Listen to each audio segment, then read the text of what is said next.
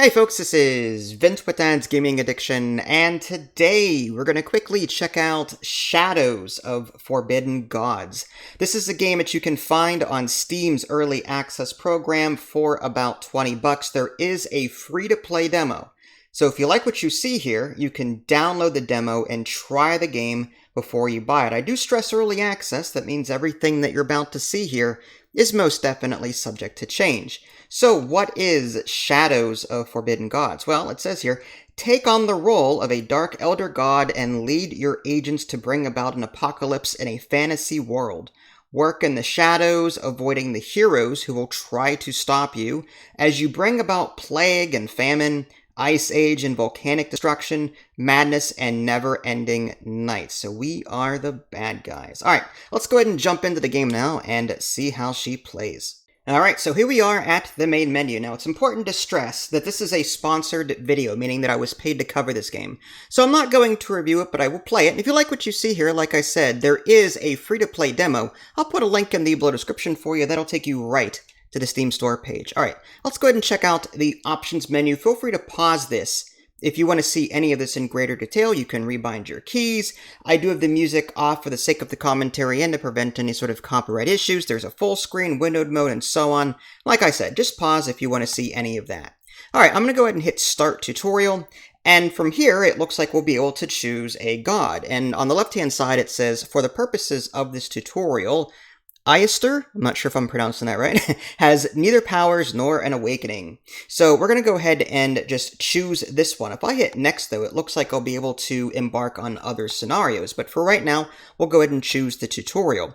And on the bottom left, it even says, the god you choose will determine how the game is played. Each god has a separate set of powers, which leads to specialization and different strategies and different forms of the apocalypse. All right, let's go ahead, select that one. Okay, so some basic tooltips here. Select agents and other units by left-clicking on their location and then right-clicking to move. Once in the various locations, you can select a challenge to perform by left-clicking on those presented in the right-hand panel. Begin by moving to the city to the southeast. All right, I'm going to go ahead and dismiss that. And it looks like I am up here, and this is my supplicant in the upper left-hand corner. It looks like I do have some stats. For example, there's might and lore and intrigue and command. Might represents the character's own combat capability and raw strength. Lore represents the character's knowledge. Intrigue represents ability to deal with humans and societies. Lastly, command represents the character's ability to deal with groups of individuals. Okay, interesting. So it looks like I'll be leveling up various attributes. I also have hit points and sanity, attack, defense, gold. There's even a family button, which is interesting. So it looks like I'll be possibly managing, the back end of these people too. Let's go ahead and click on our guy. And I guess I have to right-click over to the Brabbato Wastes. There we go. And on the bottom left, it says moves remaining 0 of 1. So I'm going to assume that I have to end my turn.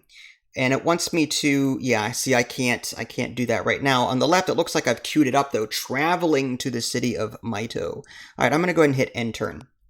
Okay, so selecting new trait for the supplicant. All right, so I can take a bonus to command, might, intrigue, or lore. You know what, my might is only 1. I'm going to go ahead and buff that up to 2. All right, so let's go ahead and try right-clicking here. Okay, it's not traveling. Okay, so I have to hit end turn again. Security is too high. A good medium-term objective for your agents is to infiltrate a city. If you have your agent selected while on a location, you can view the challenges available on the right-hand side of the screen. Note the presence of the infiltration tasks, one for each point of interest here. Unfortunately, the security modifier in the city of Maito is too high to quickly infiltrate. Infiltration takes longer the higher the security is, and a city will have a much higher security than a minor settlement. So what I'm reading here, it looks like we'll be able to take down larger cities by first taking down the smaller cities. At least that's how I'm getting it here.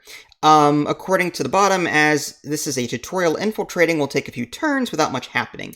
Just press end turn until completion, but be aware that in the real game, taking too long on a challenge can be very dangerous to your agents as random events occur every 10 turns taken. All right, see security by selecting the city. Security value will be visible in the middle of the location screen, and the details for the causes of security increase or decrease can be viewed by hovering over this value. So if I click on that, and okay, so on the left-hand side, capital of Kingdom of Miskatonia, King of Astio Anti, sounds Italian. Population, defense, food, prosperity, security, habitability, treasury, infiltration is 0% right now, and so on. So I need, security is 8 there. So it says infiltrate challenge is at plus 200 complexity from security. This location security is affected by the base, capital, and guards that are watching. So, objective, infiltrate surrounding settlements. So I'm guessing it's going to want me to go to, say, the Vivens village down here. I'm going to go ahead and hit travel. There we go. And on the right-hand side, it says infiltrate farming community. So I'm going to go ahead and click on that, and I'm guessing that these are the challenges that the game is talking about. I need to infiltrate this.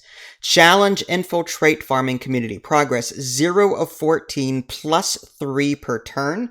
I'm going to assume that that's because my intrigue is 3. That's what I'm guessing anyway. So I'm going to go ahead and hit end turn, and yeah, it looks like progress is going up there on the left-hand side, and it is done. New faces join the harvest, telling tales of travels from afar and following a new faith unheard of in the farming community. All right, so we'll head and dismiss that. So my seeding unrest or what? Let's go ahead and right-click up to Stir Bastion.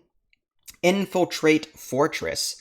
Profile 2, Menace 5, Complexity 7, Intrigue stat, yeah, it says plus 3 right there on the tooltip. So, yeah, I was right earlier about the intrigue affecting the time it takes. I'm going to go ahead and hit end turn. Oh, there we go. I get to select a new trait. Well, let's go with intrigue again. Intrigue seems to be very popular for this, and I get, looks like 4 intrigue now. So that's going to be helpful in taking care of these faster. End turn, end turn.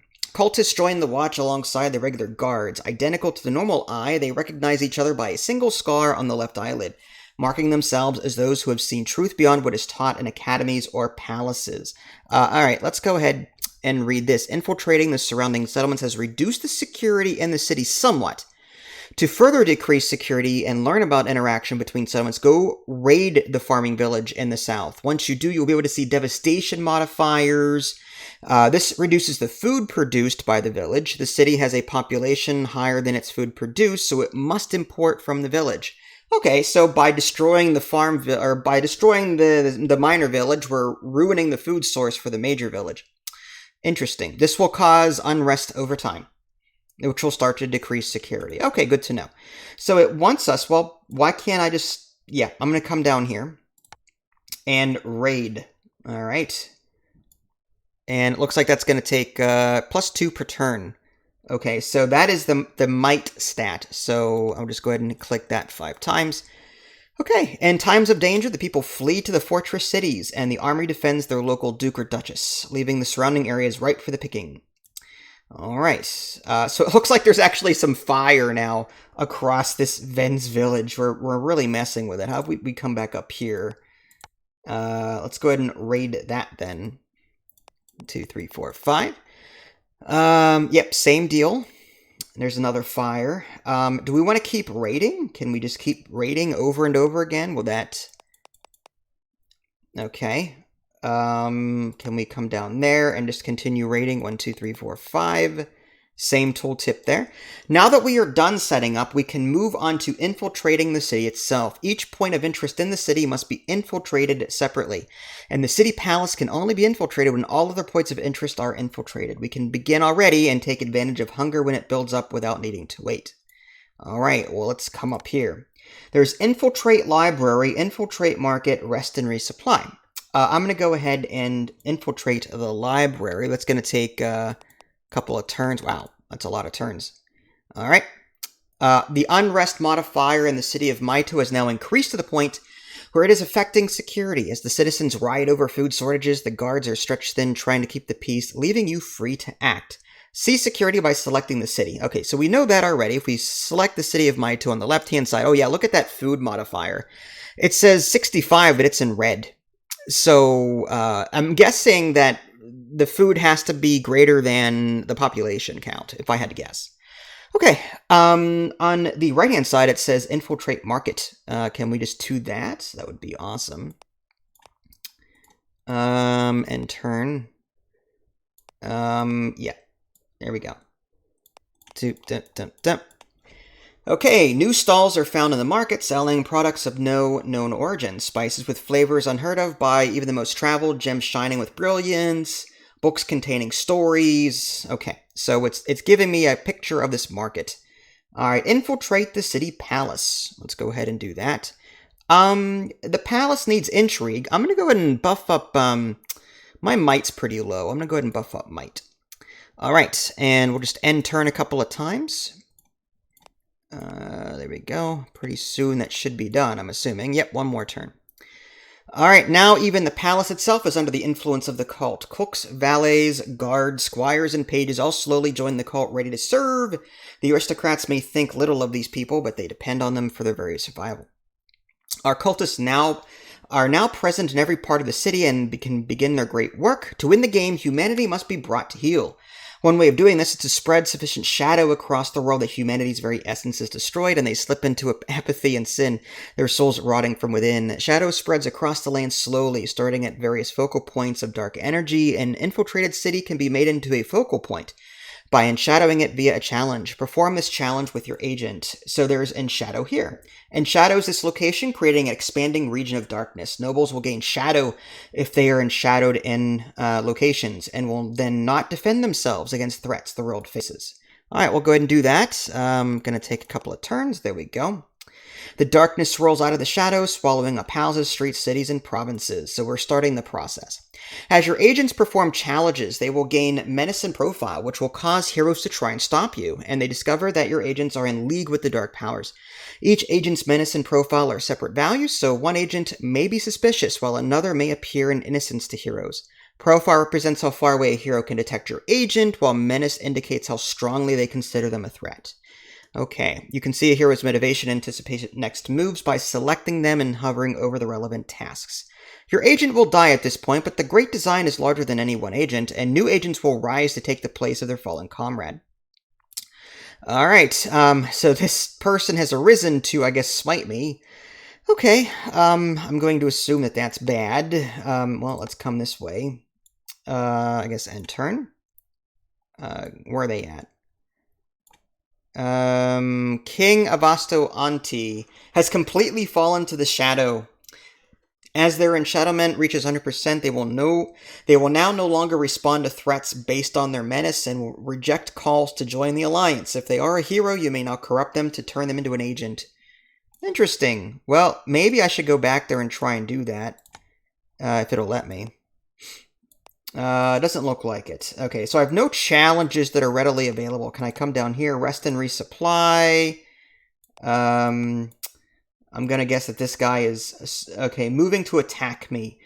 The motivation is 322%. I have a feeling that I'm going to get slaughtered here, end turn. So now what? Do we just fight? There we go.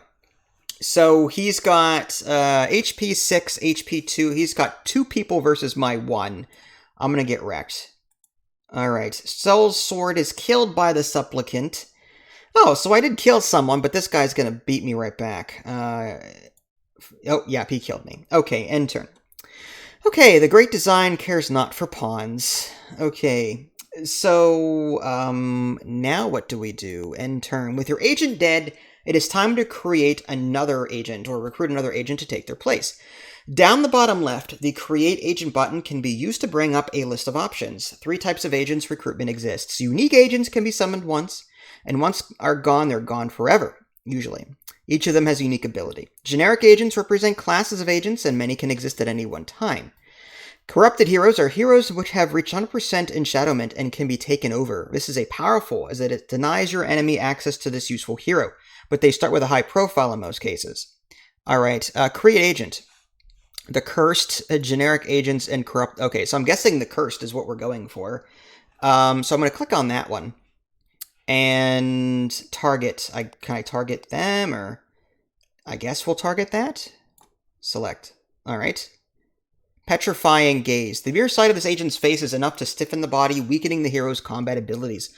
On combat start, inflicted Paralyzed trait on the opponent's hero, which reduces their attack and defense by 2. That's a very powerful thing. Okay. Well, can we just select new trait? Yeah, we'll choose the gaze thing. Okay, can I attack you now? I'd like to. End turn, use power, create agent, rest in. So there's no like direct attack button that I can see. So I guess I'll do like rest and resupply to make sure I'm good. End turn. Your new agent is the Cursed, a starting hero designed to harass enemy heroes. She has a unique trait, Paralyzing Gaze. Okay, we read about that already.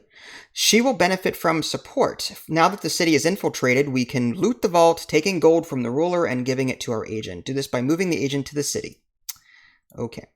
So we'll go to the Mido, rob treasury.